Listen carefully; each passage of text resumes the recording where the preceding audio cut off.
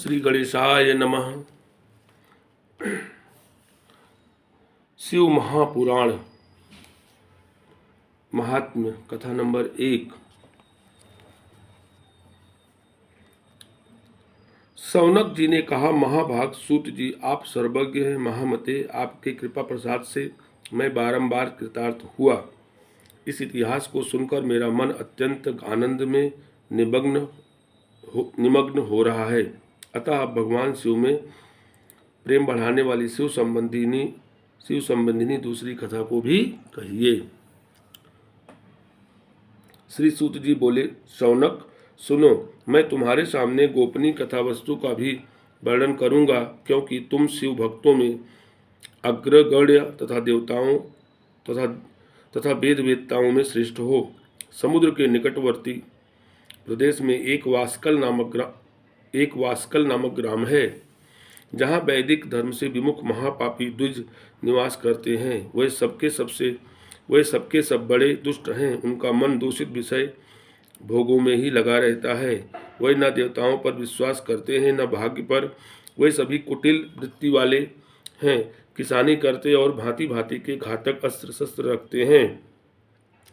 वे व्यभिचारी और खल हैं। ज्ञान, वैराग्य तथा सधर्म का सब सेवन ही मनुष्य के लिए परम पुरुषार्थ है।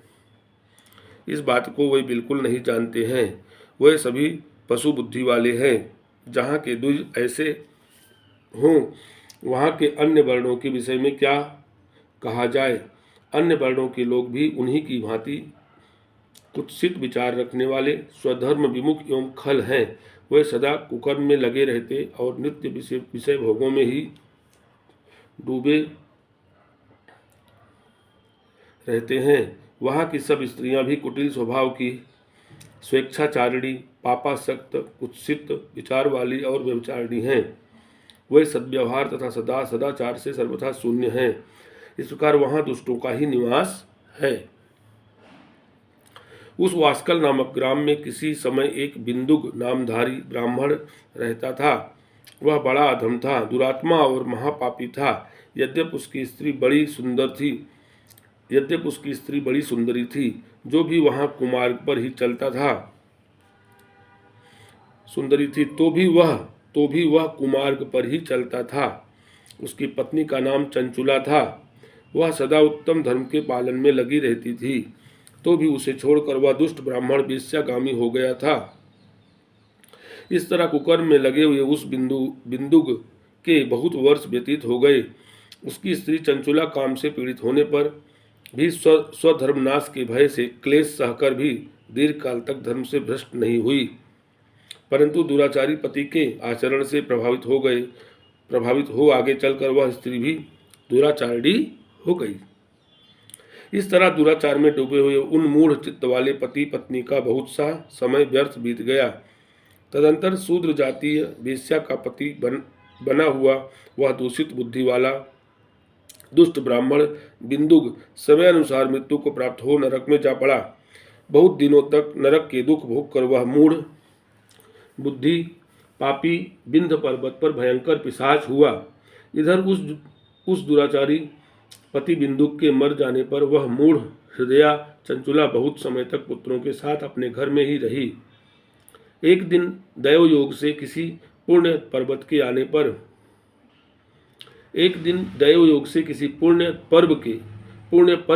पर वह स्त्री भाई बंधुओं के साथ गोकर्ण क्षेत्र में गई। तीर्थ यात्रियों के संग से उसने भी उस समय जाकर किसी तीर्थ के जल में स्नान किया। फिर वह साधारणतया मेला देखने की दृष्टि से बंधुजनों के साथ यत्र तत्र घूमने लगी। घूमती घामती किसी देव मंदिर में गई और वहां उसने एक दैवज्ञ ब्राह्मण के मुख से भगवान शिव की परम पवित्र एवं मंगलकारी उत्तम पौराणिक कथा सुनी।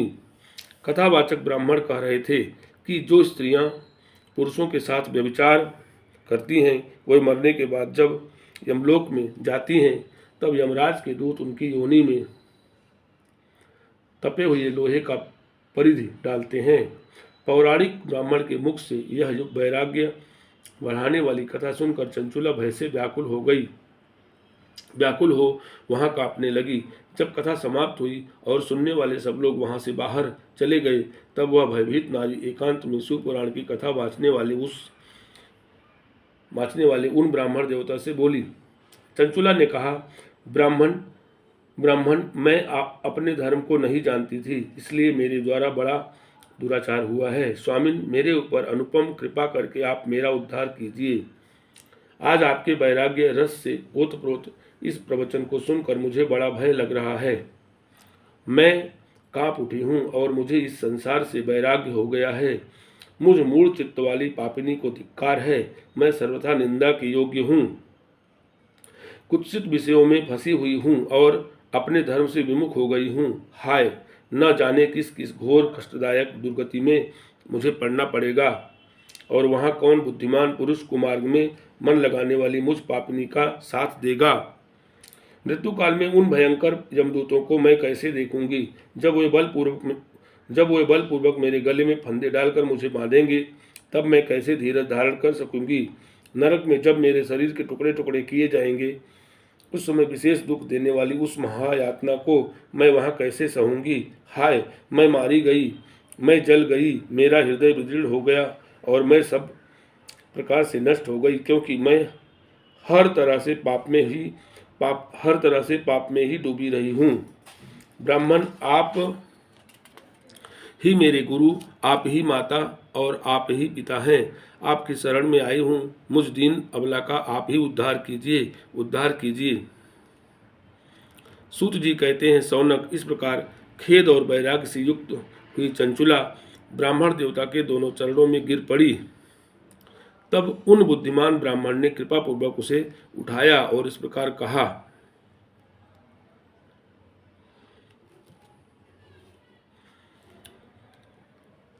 चंचुला की प्रार्थना से ब्राह्मण का उसे पूरा शिवपुराण सुनाना और समय अनुसार शरीर छोड़कर शिवलोक में जा चंचुला का पार्वती जी की सखी एवं सुखी होना। ब्राह्मण बोले, नारी सौभाग्य की बात है कि भगवान शंकर की कृपा से शिव पुराण की इस वैराग्य युक्त कथा को सुनकर तुम्हें समय पर चेत हो गया है। ब्राह्मण पत्नी, तुम डरो मत, भगवान शिव की शरण में जाओ। शिव की कृपा से सारा पाप तत्काल नष्ट हो जाता है। मैं तुमसे भगवान शिव की कीर्ति कथा से युक्त उस परम वस्तु का वर्णन करूंगा जिससे तुम्हें सदा सुख देने वाली उत्तम गति प्राप्त होगी। शिव की उत्तम कथा सुनने से ही तुम्हारी बुद्धि इस तरह पश्चाताप से युक्त एवं शुद्ध हो गई है। साथ ही तुम्हारे मन में विषयों के प्रति वैराग्य हो गया है। पश्चाताप ही पाप करने वाले पापियों के लिए सबसे बड़ा प्रायश्चित है। सत्य पुरुषों ने सबके लिए पश्चाताप को ही समस्त पापों का शोधक बताया है। पश्चाताप से ही पापों की शुद्धि होती है। जो पश्चाताप करता है वही वास्तव में पापों का प्रायश्चित करता है, क्योंकि सत्पुरुषों ने समस्त पापों की शुद्धि के लिए जैसे प्रायश्चित का उपदेश किया है, वह सब पश्चाताप से संपन्न हो जाता है। जो पुरुष विधि पूर्वक प्रायश्चित करके निर्भय हो जाता है पर अपने कुकर्म के लिए पश्चाताप नहीं करता, उसे प्रायः उत्तम गति नहीं प्राप्त होती। परंतु जिसे अपने कुकृत्य पर हार्दिक पश्चाताप होता है, वह अवश्य उत्तम गति का भागी होता है, इसमें संशय नहीं है। इस शिव पुराण की कथा सुनने से जैसी चित्त शुद्धि होती है वैसी दूसरे उपायों से नहीं होती। जैसे दर्पण साफ करने पर निर्मल हो जाता है, उसी प्रकार इस शिव पुराण की कथा से चित्त अत्यंत शुद्ध हो जाता है, इसमें संशय नहीं है। मनुष्यों के शुद्ध चित्त में जगदम्बा पार्वती सहित भगवान शिव विराजमान रहते हैं। इससे वह विशुद्धात्मा पुरुष श्री सांब सदाशिव के पद को प्राप्त होता है। इस उत्तम कथा का श्रवण समस्त मनुष्यों के लिए कल्याण का बीज है। अतः यथोचित शास्त्रोक्त मार्ग से इसकी आराधना अथवा सेवा करनी चाहिए। यह भवबंधन रूपी रोग का नाश करने वाली है। भगवान शिव की कथा को सुनकर फिर अपने हृदय में उसका मनन एवं निधि ध्यासन करना चाहिए, जिससे पूर्णतया चित्त शुद्धि हो जाती है। चित्त शुद्धि होने से महेश्वर की भक्ति अपने दोनों पुत्रों ज्ञान और वैराग्य के साथ निश्चय ही प्रकट होती है। तत्पश्चात महेश्वर के अनुग्रह से दिव्य मुक्ति प्राप्त होती है, इसमें संशय नहीं है। जो मुक्ति से वंचित है उसे पशु समझना चाहिए, क्योंकि उसका चित्त माया के बंधन में आसक्त है। वह निश्चय ही संसार बंधन से मुक्त नहीं हो पाता। ब्राह्मण पत्नी, इसलिए तुम विषयों से मन को हटा लो और भक्ति भाव से भगवान शंकर की इस परम पावन कथा को सुनो। परमात्मा शंकर की इस कथा को सुनने से तुम्हारे चित्त की शुद्धि होगी और इससे तुम्हें मोक्ष की प्राप्ति हो जाएगी। जो निर्मल चित्त से भगवान शिव के चरणार बिंदों जो निर्मल चित्त से भगवान शिव के चरणार बिंदों का चिंतन करता है, उसकी एक ही जन्म में मुक्ति हो जाती है। यह मैं तुमसे सत्य सत्य कहता हूँ। सूत जी कहते हैं, शौनक इतना कहकर वही श्रेष्ठ शिव भक्त ब्राह्मण चुप हो गए।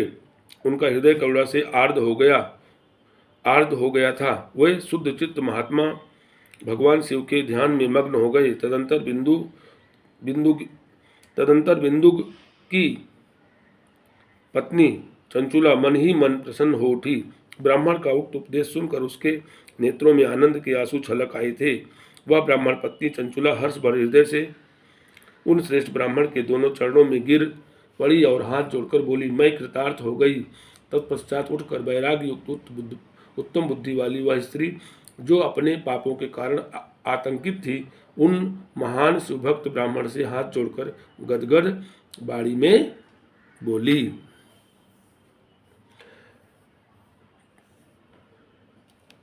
इसके आगे नेक्स्ट वीडियो में कंटिन्यू करेंगे। बोलो हर हर महादेव शंभु।